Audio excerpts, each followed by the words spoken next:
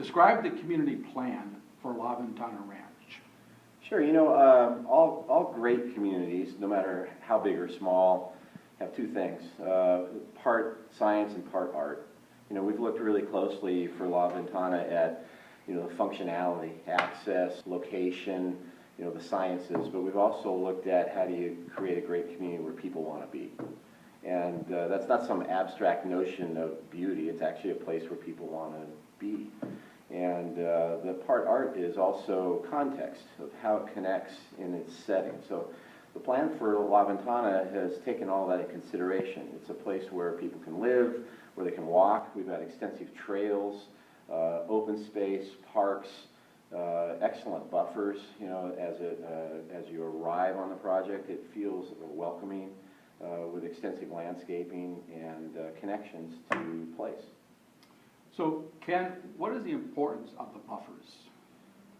Particularly here in this setting in Riverside County, there's a sense of a bit of nostalgia of open space. There's long distance views. There's adjacent areas that have some sense of semi-rural. The area is changing. We believe that change is a good thing if it takes into consideration the history of place. So we've got significant buffers that allow for a relaxed setting with trails and open space on the entire perimeter of the project, as well as connecting internally through drainage areas and connections to the future high school and park areas next to the project as well. And on a broader scale, how is the project connected to other parts of Riverside County in terms of the trail system and so forth? We've incorporated and looked very closely at the overall master plan for trails. We've taken that into consideration. Connections are one of our fundamental design principles for this project. And so the project overall connects to the proposed and existing trail system, as well as brings that into the site for our future residents as well.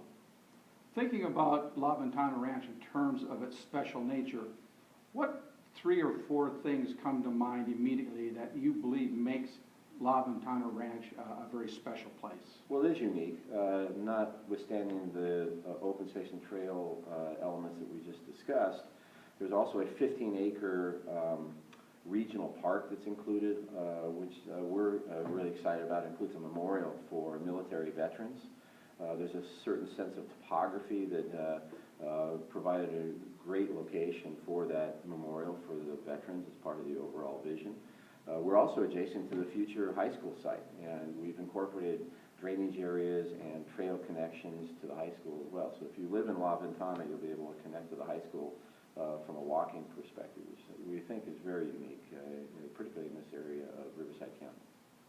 So describe the architecture and why these architectural styles were selected for this community. Yeah, similar to the discussion about open space and buffers, which we didn't want this to feel like a subdivision, so we have asymmetrical landscaping, by the way. That means, one side of the street a little bit wider than the other.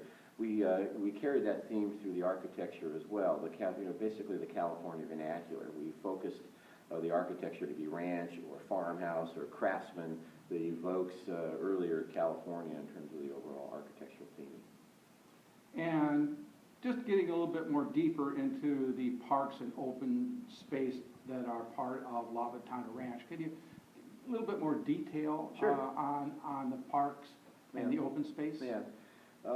We decided not to make them all the same. So wherever you live within La Ventana, there's a small neighborhood park that is the center or the heart of that particular area of the overall project. Those are connected through a network of trails that connects to the larger regional park where the Veterans Memorial is going to be located, as well as a special needs park, and provides throughout the project on major roadways, you're terminating on an open space element, so there's a visual and physical connection to those spaces as well. And because of their different size, we have different uses within each of those parks also. And what are some of the sustainable principles that are incorporated in the community plan? Yeah, we worked really hard with our landscape architect and our engineer.